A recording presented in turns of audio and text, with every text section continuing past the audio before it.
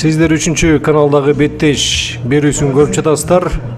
Алдыңыздардагы мушкерлер Кара Шортачан Калык Бакыт уулу, анын атаандашы өзбекстандык Рахматов Алишер 66 килограмм салмагы боюнча беттеш.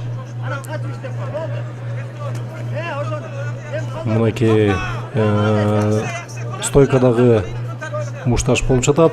Эки мушкер тең. Соккулары максатына жетпей жатат. Биринчи раунд чалгындоо. Кара Шортачан спортчу Шапак Кочкор спорт клубунан келди. Нарын областы.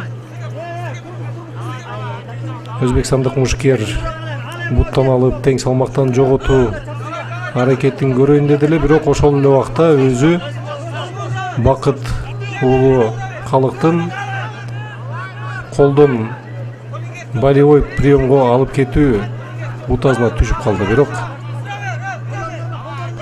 өжөрлүккө салып жатат.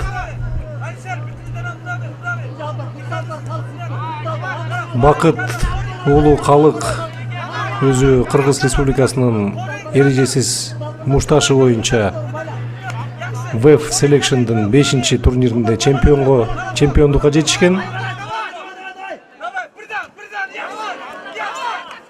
Таамай соккуларды катар менен узатып, өзбекстандык Рахматов Алишер таза жеңишке жетишти. Куттуктайбыз.